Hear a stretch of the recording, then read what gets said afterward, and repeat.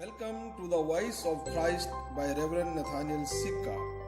आप सभी का वॉइस ऑफ क्राइस्ट चैनल पर स्वागत। प्लीज सब्सक्राइब करें, लाइक करें, कमेंट करें और शेयर करें ताकि मुझे पता हो कि आप मुझे सुन रहे हैं। Thank you.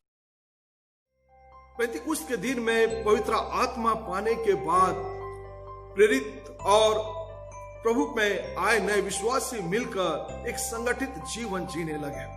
संगठित होकर प्रभु की आराधना, प्रभु की महिमा करने लगे। प्रेरितों के काम उसके दूसरे अध्याय में जब हम उसके 42 पद को पढ़ते हैं तो पवित्र शास्त्र में लिखा है कि वे प्रेरितों से लगातार शिक्षा पाने, संगति रखने, रोटी तोड़ने और प्रार्थना करने में लौलीन रहे। निरंतर ये पवित्र आत्मा को प्राप्त करने के बाद में विश्वासी प्रेरितों के साथ में मिलकर एक बेहतर आत्मिक जीवन जी रहे थे, एक संगठित जीवन जी रहे थे, एक सहभागिता का जीवन उन्होंने जीना आरंभ किया। और ये परमेश्वर अपने जीवन में चाहता है, मनुष्य के जीवन में चाहता है, क्योंकि परमेश्वर ने मनुष्य को एक सहभागिता का जीवन, एक सहभागी प्राणी बनाया है कि वो सहभागिता के साथ समाज में, परिवार में, कलीसिया में अपने जीवन का निर्वाह करे। और इसलिए इब्रानियों की पत्री जब हम उसके 10वें अध्याय के उसके 25 पद को पढ़ते हैं तो पौलुस क्या कहता है इस पत्री के अंदर में, इन आयतों में, कि इकट्ठे होना ना छोड़ो जैसा कि अनेकों की रीत है। पौलुस उत्साहित कर रहा है विश्वासियों को कि वो इकट्ठे रहे, वो इकट्ठे आराधना करें, वो इकट्ठे महिमा करें, वे एक साथ रहकर एक संगठित सहभागिता का जीवन इस संसार के अंदर में जिए, क्योंकि परमेश्वर ऐसा हमारे जीवन से चाहता है। और एक संगठित सहभागिता का जीवन वचन के अनुसार परमेश्वर का वचन हमें बताता है कि वो क्यों जरूरी है। कुछ बातें हम इस बात को सीखें ताकि जहां भी है, हम जिस कलीसिया के सदस्य हैं, जिस चर्च के हम मेंबर हैं, हम वहां पर अपने सह विश्वासियों के साथ में एक संगठित जीवन जी सके, अपने सह विश्वासियों के साथ में एक सहभागिता का जीवन जी सके। और इसलिए कुछ बातें हैं जो हम इस संदर्भ में परमेश्वर के वचन से सीखने का प्रयत्न करेंगे, प्रयास करेंगे कि एक विश्वासी जीवन के लिए एक संगठित सहभागिता का जीवन क्यों जरूरी है, क्यों परमेश्वर ने इस सहभागिता के जीवन के लिए हमें प्रोत्साहित किया, क्यों परमेश्वर ने हमारी ऐसी रचना की है कि हम एक सहभागिता का जीवन इस संसार के अंदर में अपने सह मनुष्यों के साथ, सह विश्वासियों के साथ में अपने जीवन को जी सके। कुछ बातें हैं जो परमेश्वर संगठित सहभागिता के जीवन की आशीष के विषय में और उसकी आवश्यकता के विषय में हमें बताता है। जब हम मत्ती रचित सुसमाचार उसके 18 अध्याय के 20 पद को पढ़ते हैं तो परमेश्वर का वचन कहता है कि संगठित सहभागिता के जीवन में प्रभु अपनी उपस्थिति देता है। जहां लोग संगठित जीवन जीते हैं, जहां लोग सहभागिता का जीवन जीते हैं, वचन में लिखा हुआ है कि परमेश्वर पुत्र यीशु मसीह अपनी उपस्थिति उस स्थान पर देता है। वचन में लिखा है, यदि मैं इसी मत्ती 18 और उसके 20 को पढ़ूं तो इसमें लिखा हुआ है जो प्रभु यीशु मसीह कहते हैं। क्या कहते हैं प्रभु यीशु मसीह?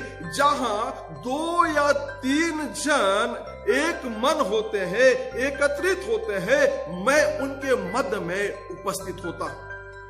यह प्रभु यीशु मसीह का वायदा है उन लोगों के जीवन से जो एक सहभागिता का जीवन जीते हैं, जो एक संगठित जीवन जीते हैं, जो एक दूसरे के साथ में जीवन जीते हैं।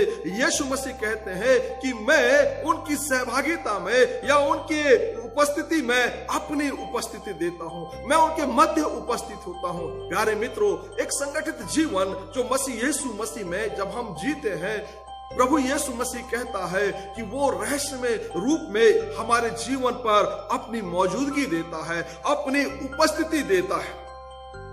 पवित्र शास्त्र में हम परमेश्वर के वचन में इस बात को पढ़ते हैं कि जब इजरायली एक संगठित जीवन जी रहे थे, जब इजरायली परमेश्वर के साथ एक सहभागिता का जीवन जी रहे थे तो परमेश्वर हमेशा उनके जीवन में मौजूद था। परमेश्वर हमेशा उनके साथ साथ चलता था। परमेश्वर सदा उनके मध्य में सहभागी हुआ करता था और इसलिए जीवन की विपरीत परिस्थितियों में भी जो इजरायली थे वो तरक्की कर रहे थे। जीवन की विपरीत परिस्थितियों में भी इजरायली सफल हो रहे थे। जीवन की विपरीत परिस्थितियों में भी इजरायली अपने जीवन में निरंतर आगे बढ़ रहे थे। हर चुनौतियों में वो जयवंत हो रहे थे और कारण क्या है? क्योंकि परमेश्वर उनके मध्य में था। परमेश्वर का वायदा है कि जहां लोग एकत्रित होते हैं, जहां 2 या 3 शामिल होते हैं, जहां एक संगठित जीवन, एक विश्वासी जीवन, संगति का जीवन, सहभागिता का जीवन विश्वासी जीने लगते हैं, परमेश्वर का वचन कहता है, यीशु मसीह का ये वायदा है कि प्रभु यीशु मसीह उनके मध्य में उपस्थित होता है। और वचन में जब हम इसी प्रेरितों के काम उसके दूसरे अध्याय में उस 42 पद से जब हम आगे पढ़ना शुरू करते हैं तो पवित्र शास्त्र क्या कहता है कि वो प्राचीन कलीसिया निरंतर बढ़ रही थी। उस प्राचीन कलीसिया में लोग निरंतर आशीषित हो रहे थे। उस कलीसिया में लोग निरंतर मिलाए जा रहे थे। जो उद्धार पाते, प्रभु के वचन में लिखा है, यीशु मसीह खुद उन्हें उस कलीसिया का, उस सहभागिता का एक हिस्सा बना दिया करता था और वो बढ़ने लगे क्योंकि वो सहभागिता का जीवन जी रहे थे। पवित्र शास्त्र में लिखा हुआ है कि वे लगातार प्रेरितों से शिक्षा पाने, संगति रखने और रोटी तोड़ने और प्रार्थना करने में लौलीन रहे और इस कारण परमेश्वर की उपस्थिति उनके जीवन में बनी रही और वो निरंतर बढ़ते रहे, वो निरंतर उन्नति करते रहे, वो निरंतर प्रभु में आत्मिक उन्नति में और अधिक जयवंत होते रहे। परमेश्वर का ये वायदा है, प्रभु यीशु मसीह का वायदा है कि संगठित जीवन इसलिए हमारे जीवन के लिए जरूरी है। पौलुस कहता है कि इसलिए इकट्ठे होना ना छोड़ो क्योंकि ये परमेश्वर चाहता है और उनके मध्य में जो प्रभु यीशु मसीह के साथ में सहभागी होते हैं, परमेश्वर का वचन कहता है उनके मध्य में प्रभु यीशु मसीह उपस्थित होता है। और इसलिए हमारा जो आपस का विश्वासी जीवन है, आपस की संगति का जीवन है, पौलुस कहता है उसे तोड़ने की आवश्यकता नहीं है, लेकिन उसमें बने रहो क्योंकि परमेश्वर पुत्र यीशु मसीह की प्रतिज्ञा है, ये वायदा है कि प्रभु यीशु मसीह उनके मध्य में, जो प्रभु यीशु मसीह में एक संगति और सहभागिता का जीवन जी रहे हैं, उनके मध्य में यीशु मसीह उपस्थित होता है।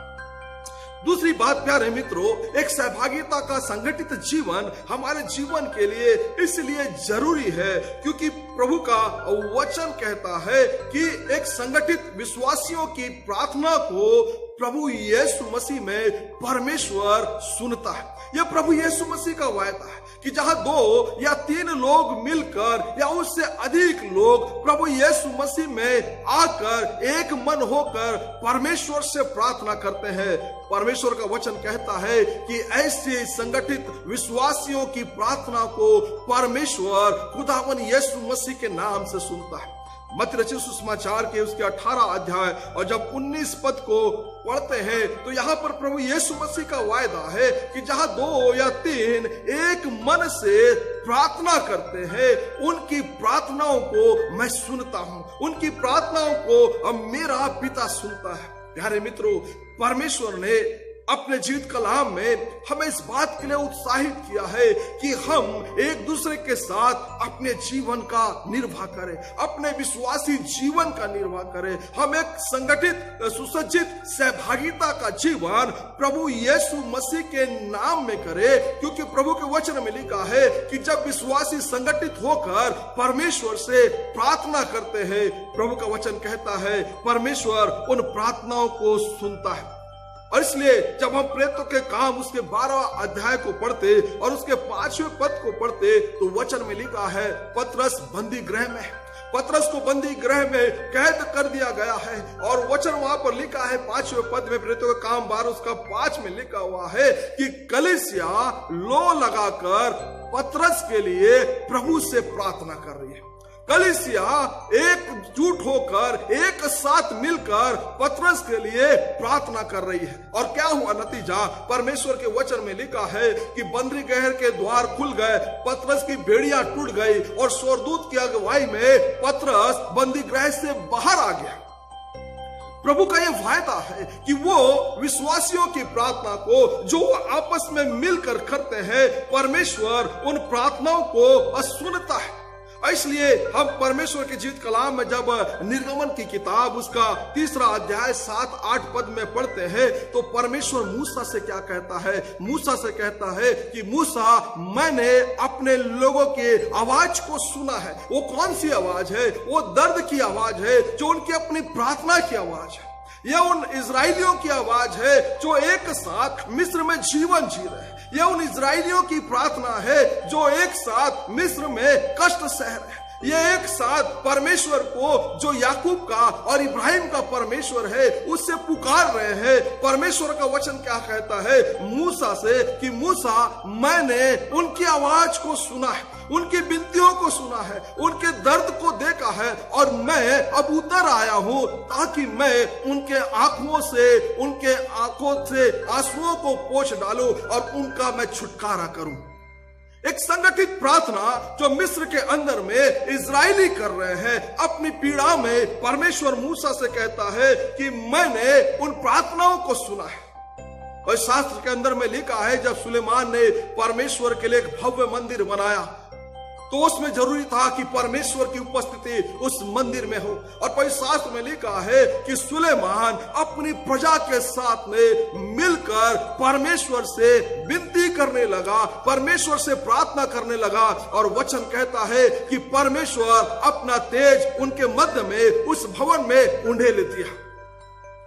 एक संगठित प्रार्थना, एक सहभागिता की प्रार्थना, जब विश्वासी संगठित होकर, सहभागी होकर प्रभु से प्रार्थना करते हैं। पवित्र शास्त्र इस बात की गवाही देता है, प्रभु यीशु मसीह इस बात की गवाही देते हैं, परमेश्वर इस बात की गवाही देता है कि परमेश्वर ऐसे विश्वासियों की प्रार्थना को, ऐसे संगठित सहभागी विश्वासियों की प्रार्थना को परमेश्वर सुनता है, उनकी प्रार्थनाओं का उत्तर देता है। और इसलिए परमेश्वर का वचन हमें प्रेरित करता है कि हम विश्वासियों के साथ में अपनी कलीसियाओं के मध्य में एक बेहतर सहभागिता का संगठित जीवन इस संसार के अंदर में जी सके, ऐसा परमेश्वर हमारे जीवन से चाहता है। प्रभु के वचन में लिखा हुआ है कि संगठित जीवन या एक विश्वासियों के साथ का जीवन इसलिए हमारे जीवन के लिए महत्वपूर्ण है, इसलिए जरूरी है क्योंकि परमेश्वर कहता है कि संगठित जीवन से हम एक दूसरे का भार हल्का करते हैं, एक दूसरे का भार हम उठा पाते हैं, एक दूसरे की हम मदद कर पाते हैं, एक दूसरे के लिए उत्साह का कारण बन पाते हैं। गलातियों की पत्री और उसके 6वें अध्याय के जब हम 2 पद को पढ़े तो यहाँ पर पौलुस क्या कहता है, एक दूसरे का भार उठाओ और इस प्रकार मसीह की व्यवस्था को पूर्ण करो। पौलुस उत्साहित कर रहा है कि तुम्हें एक दूसरे का भार उठाना है और मसीह की व्यवस्था को पूर्ण कर रहे हैं। ओ प्यारे मित्रों, मैं आपसे कहना चाहता हूं, हम इस संसार में जीवन जी रहे हैं और इन संसार में हम अनेक प्रकार की जवाबदारियों के साथ में जीवन जी रहे हैं, अनेक प्रकार की जिम्मेदारियों के साथ में जीवन जी रहे हैं। और उन जिम्मेदारियों के कारण से, उन बंधनों के कारण से अनेक प्रकार के तनाव, जो मानसिक तनाव है हमारे जीवन के अंदर में है, अनेक प्रकार के चिंताएं हमारे जीवन के अंदर में है, क्योंकि बहुत सारी जवाबदारी हमारे कांधों पर है, बहुत सारों के जीवन की आत्मनिर्भरता हमारे जीवन के ऊपर है। और पारिवारिक जीवन में रहने के कारण से, कलीसियाई और सामाजिक जीवन को जीने के कारण से हमारा जीवन बहुत से तनावों से ग्रसित है। लेकिन प्रभु का वचन कहता है वो संगठित जीवन जब विश्वासी जीने लगते हैं आत्मा की अगुवाई में, तो भार उनके जीवन का हल्का हो जाता है, क्योंकि परमेश्वर उनकी सहायता करता है कि वो एक दूसरे की मदद करे, एक दूसरे की सहायता करे। और इसलिए जब हम प्रेरितों के उस काम में पढ़ते हैं, प्राचीन कलीसिया का भी यही जीवन था और वो संगठित जीवन जी रहे थे, एक दूसरे के साथ में जीवन जी रहे थे, एक दूसरे के बोझ को लेकर जीवन जी रहे थे, और इसलिए वे बेहतर जीवन इस संसार के अंदर में आत्मिक रूप से जी पा रहे थे। प्यारे मित्रों, जब हम एक संगठित जीवन जीते हैं तो हम एक दूसरे की सहभागिता कर पाते हैं, और एक दूसरे की सहभागिता के कारण से हम एक दूसरे की मदद कर पाते हैं, एक दूसरे की सहायता कर पाते हैं। हम जब लोगों के दुखों में सहभागी होते हैं, लोगों का दुख हल्का होता है, जब हम लोगों के आनंद में शामिल हो जाते हैं, लोगों का आनंद कई गुना बढ़ जाता है। इसलिए जब रोमियो की पत्री और उसका 12 अध्याय 15 पद में पढ़े तो पौलुस क्या कहता है, लोगों से, विश्वासियों से आनंद करने वालों के साथ आनंद और रोने वालों के साथ में रो। एक सहभागिता का जीवन है, यह संगठित जीवन है, जहां पर पौलुस कह रहा है कि जो रो रहे हैं उनके साथ में रो, और जो आनंद कर रहे हैं उनके साथ में आनंद करो। ना जाने कितने लोग हैं जो पीड़ित हैं, दुखित हैं, निराश है कलीसिया के अंदर में। पवित्र आत्मा परमेश्वर का वचन कहता है उनके साथ, उनके रोने में आप रो और उनके आनंद में आप आनंद मनाओ। प्यारे मित्रों, जब आप किसी पारिवारिक फंक्शन में जाते हैं और इस बात को देखते हैं तो आप महसूस करते हैं, जब कोई व्यक्ति आपको अपने घर में आमंत्रित करता है किसी अवसर में, और आप उस घर में जाते हैं, आपका चेहरा देखकर, आपकी उपस्थिति देखकर उसके जीवन में एक अलग सा आनंद आता है। जब कोई शोकित परिवार में आप जाते हैं और जब उस शोकित परिवार को आप ढाढ़स देते हैं, आपकी उपस्थिति में, आपके शोक में, आपके आंसुओं में वो अपने जीवन में हल्कापन महसूस करता है। पवित्र शास्त्र में लिखा हुआ है, जब मरियम प्रभु यीशु मसीह के पास में गई, लाजर मर गया है, और मरियम प्रभु यीशु मसीह से कहने लगी रोते रोते कि हो प्रभु, यदि तू होता मेरा भाई कभी ना मरता। ओ प्रभु, यदि तू होता तो मेरा भाई आज भी जिंदा होता। और जब प्रभु यीशु मसीह ने देखा मरियम को जो रो रही है, और प्रभु यीशु मसीह ने देखा कि मरियम के साथ बहुत से लोग हैं जो विलाप कर रहे हैं, जो रो रहे हैं। 11 अध्याय जब हम पढ़ते हैं यूहन्ना सुसमाचार का 33 से 35 पद में, उसमें लिखा है जब प्रभु यीशु मसीह ने देखा मरियम को और उन तमाम लोगों को जो मरियम के साथ में रो रहे हैं, वचन में लिखा हुआ है प्रभु के आंखों से भी आंसू बह निकले। जब हम एक संगठित दुआ प्रभु से करते हैं, जब एक संगठित जीवन हम प्रभु में जीते हैं, जब हम एक दूसरे के आंसुओं को पोंछते हैं, एक दूसरे के आनंद में हम शामिल होते हैं, हमारा आनंद बढ़ जाता है, हमारे शोक कम हो जाते हैं, और हमारी संगठित प्रार्थना और हमारी संगठित रोना प्रभु यीशु मसीह में असर डालती है। प्यारे मित्रों, वचन में लिखा है जब प्रभु ने लोगों को रोते देखा, बहुत लोगों को रोते देखा, तो प्रभु यीशु मसीह भी भावुक हो गए और उसके आंखों से आंसू बहने लगे। हमारा प्रभु वो प्रभु है जो हमारे आंखों के आंसुओं को देख सकता है, और वो आंसू उसके जीवन को असर करती है। और इसलिए हम जब पढ़ते हैं पवित्र शास्त्र के अंदर में, उस निर्गमन की किताब में, इस्राएलियों के जीवन में जो मिस्र में रो रहे हैं, जो मिस्र में करहा रहे हैं, जो मिस्र में दुखी है, यीशु परमेश्वर पिता उनके जीवन को देखकर भावुक हो गए और मूसा से कहने लगा, मैंने देख लिया है और मैं उतर आया हूं कि मैं उनके आंखों से उनके आंसुओं को पोंछ डालूं। पौलुस कहता है जो रो रहे हैं उनके साथ में रो, उनके साथ में विलाप करो, ताकि आपकी तसल्ली उनके जीवन तक पहुंचे। जब आप उनके विलाप में रोते, आप उनके शोक में रोते, उनका दुख आपके रोने के द्वारा कम होता है। जब आप उनके आनंद में शामिल होते, आप उनके खुशियों में शामिल होते, आपका शामिल होना उनके आनंद को बढ़ा देता है। और यही संगठित जीवन की आशीष है जो परमेश्वर हमारे जीवन में अप्रत्यक्ष और प्रत्यक्ष रूप से प्रदान करता है।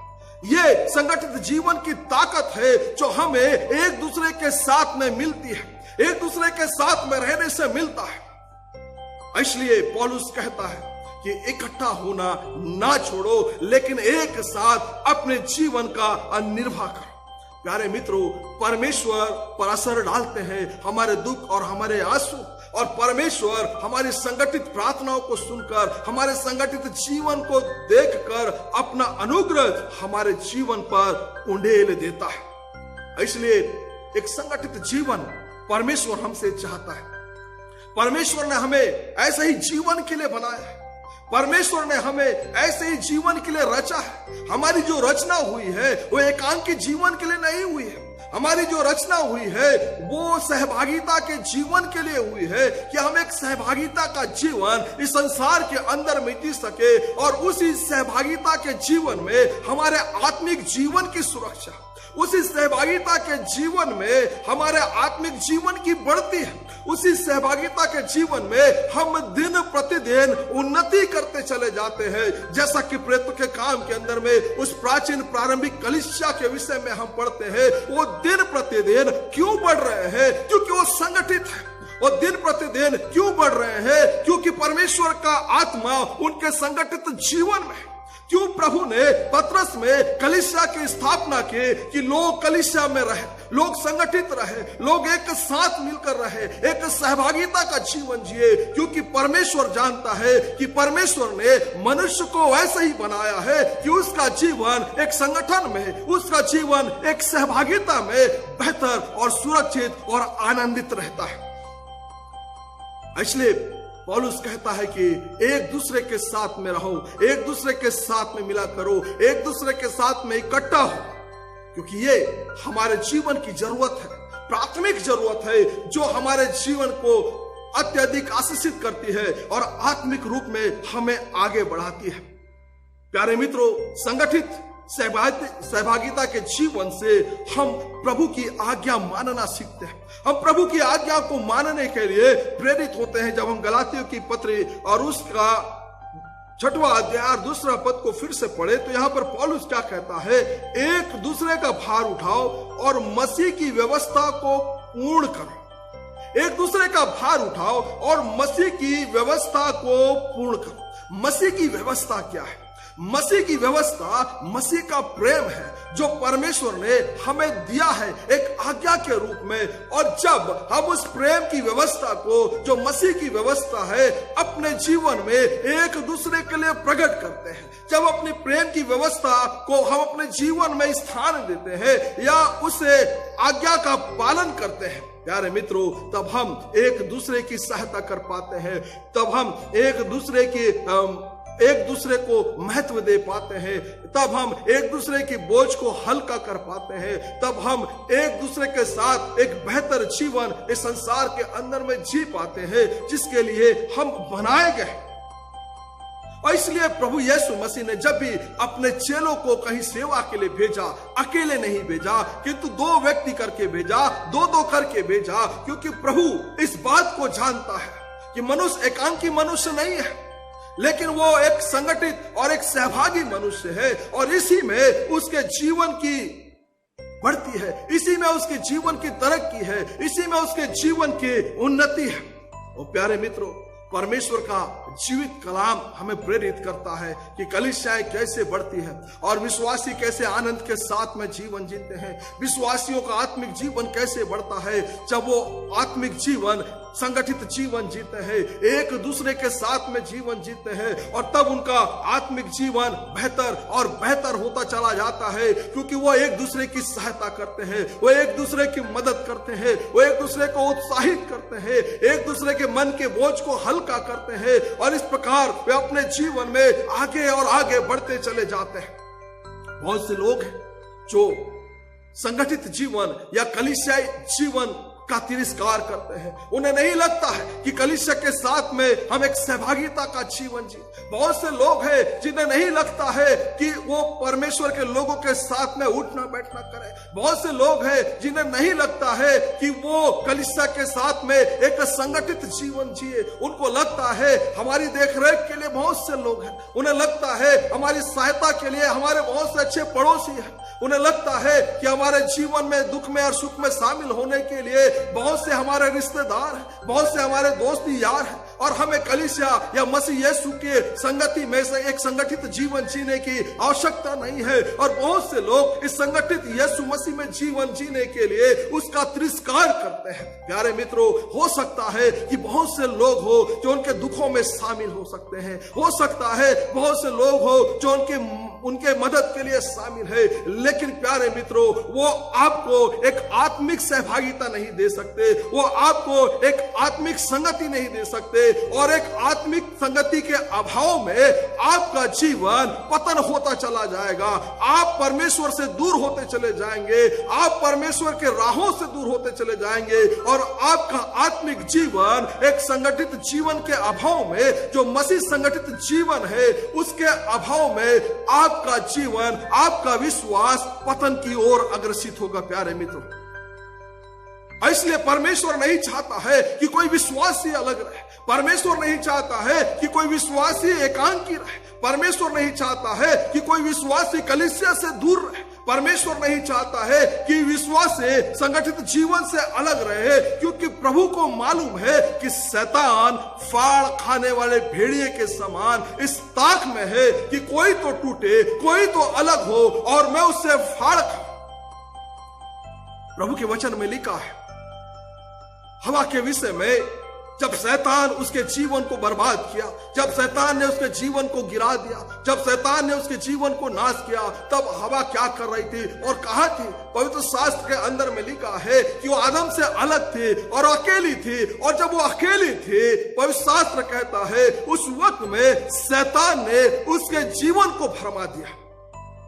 प्यारे मित्रों, इसलिए परमेश्वर अपने जीवित कलाम में कहता है कि एक संगठित जीवन हमारे आत्मिक जीवन के पतन को रोकता है, एक संगठित जीवन हमें आत्मिक जीवन में बढ़ाता है, शैतान के वारों से रोकता है, शैतान के उस शक्तियों से रोकता है। और इसलिए पवित्र शास्त्र कहता है कि हम एक संगठित जीवन इस संसार के अंदर में एक दूसरे के साथ में जिए। इसलिए प्रभु ने कलीसिया की स्थापना भी की, ताकि हमारा जीवन अपनी कलीसिया के अंदर में एक सुरक्षित और एक बेहतर और एक आत्मिक जीवन हो सके।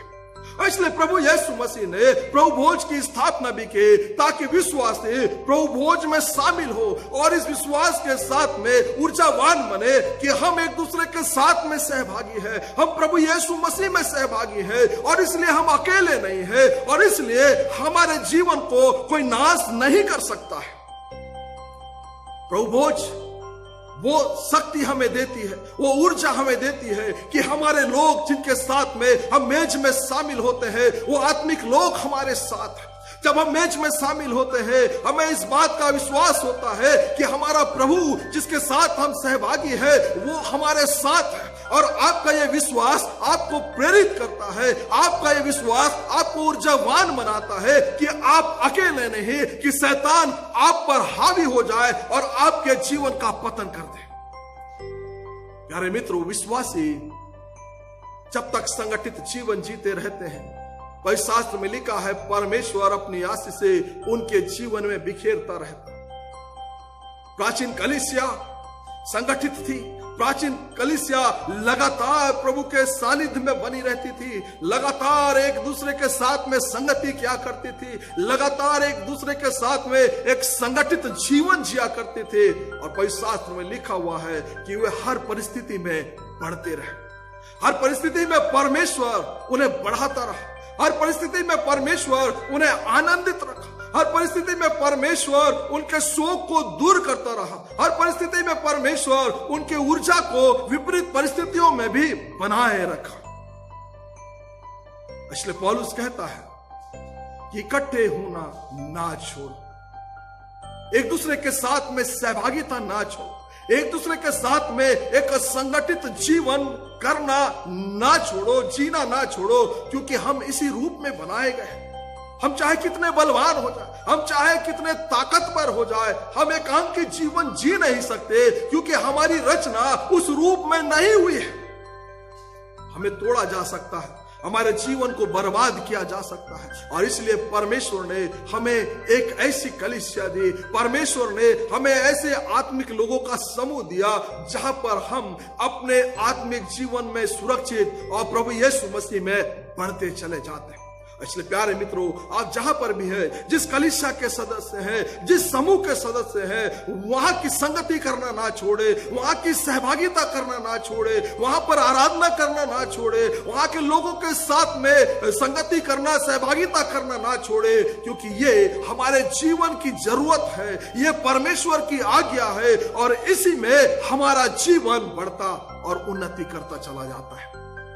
परमेश्वर आपकी सहायता करे कि आप बेहतर संगठित संगति जीवन अपने लोगों के साथ में जीते चले जाएं, ताकि आपका जीवन प्रभु यीशु में आशीषित होता चला जाए। परमेश्वर इन वचनों के द्वारा हम सबको बहुतायत की आशीष प्रदान